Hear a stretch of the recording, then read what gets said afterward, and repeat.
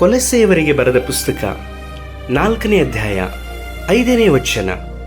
ಸಮಯವನ್ನು ಸುಮ್ಮನೆ ಕಳಕೊಳ್ಳದೆ ಅದನ್ನು ಬೆಲೆಯುಳ್ಳದೆಂದು ಉಪಯೋಗಿಸಿ ಹೊರಗಿನವರ ಮುಂದೆ ಜ್ಞಾನವುಳ್ಳವರಾಗಿ ನಡೆದುಕೊಳ್ಳಿರಿ.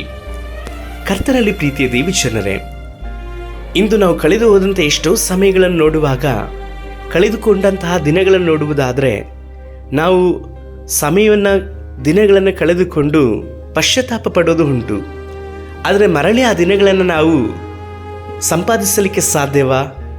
ಕಳೆದುಕೊಂಡಂಥ ಹಣವನ್ನು ಅಥವಾ ಭೂಮಿಯನ್ನು ನಾವು ಮತ್ತೆ ಪಡೆದುಕೊಳ್ಬೋದು, ಆದರೆ ಸಮಯವನ್ನು ನಾವು ಮತ್ತೆ ಪಡೆದುಕೊಳ್ಳಲಿಕ್ಕೆ ಸಾಧ್ಯವಿಲ್ಲ. ಆದುದರಿಂದ ಈ ದಿವಸ ನೀವು ದೇವರ ಸಮ್ಮುಖದಲ್ಲಿ ಅವರಿಗೆ ಕೊಡಬೇಕಾದಂಥ ಸಮಯವನ್ನು ಕೊಟ್ಟಿದ್ದೀರಾ? ಅವರಿಗೆ ಕೊಡಬೇಕಾದಂಥ ಸಮಯವನ್ನು ಕೊಡದಂತೆ ಅವರ ಬಳಿಯಲ್ಲಿ ನಾವು ಏನನ್ನೇ ಕೇಳಿದ್ರು ಸಹ ಕೊಡಬೇಕು, ದೇವರು ಕೊಡಬೇಕು ಅನ್ನುವಂತಹ ಒಂದು ಭಾವನೆಗಳು ನಮ್ಮಲ್ಲಿ ಇರುವುದಾದರೆ ನಾವು ಹೇಗೆ ದೇವರ ಮಕ್ಕಳಾಗಿ ಜೀವಿಸಲಿಕ್ಕೆ ಸಾಧ್ಯ?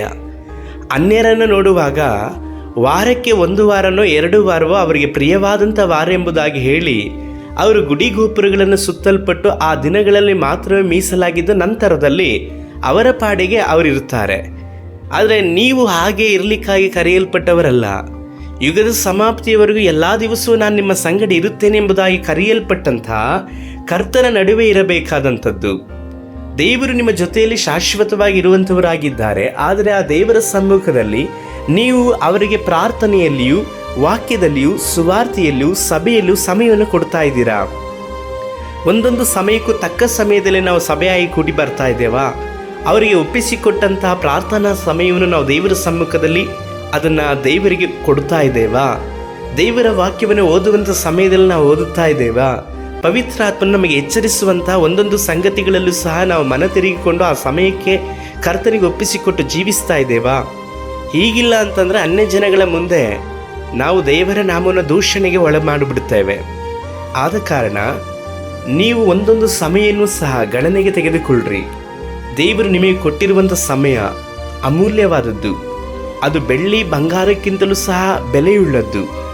ಬಂಗಾರವನ್ನು ಬೆಳ್ಳಿಯನ್ನು ಕಳೆದುಕೊಂಡ್ರೆ ಮರಳಿ ಅದನ್ನು ಪಡೆದುಕೊಳ್ಬೋದು, ಆದರೆ ಸಮಯವನ್ನು ಮತ್ತೆ ಮರಳಿ ಪಡೆಯಲಿಕ್ಕೆ ಸಾಧ್ಯವಿಲ್ಲ. ನಿಮಗೆಂಬುದಾಗಿ ದೇವರು ಸಮಯವನ್ನು ಕೊಟ್ಟಿದ್ದಾರೆ. ಅದಕ್ಕಾಗಿ ನೀವು ದೇವರಿಗೆ ಸಮಯವನ್ನು ಕೊಟ್ಟು ಅವರ ಆಲೋಚನೆಯಲ್ಲಿ ನಡೆಯೋಣ. ಸರ್ವಶಕ್ತನಾದ ದೇವರೇ, ನಾವು ಸಮಯವನ್ನು ನಿಮ್ಮ ಸಮ್ಮುಖದಲ್ಲಿ ಕಳೆಯಲಿಕ್ಕಾಗಿಯೂ ಈ ಭೂಮಿಯಲ್ಲಿ ನಮಗೆ ಕೊಟ್ಟಿರುವಂಥ ಎಲ್ಲ ಸಮಯಗಳಲ್ಲೂ ನಿಮ್ಮನ್ನು ಮಹಿಮೆಪಡಿಸಿ ಹೊರಗಿನವರ ಮುಂದೆಯೂ ಜ್ಞಾನವಂತರಾಗಿ ಜೀವಿಸುವಾಗೆ ಸಹಾಯಿಸಿರಿ.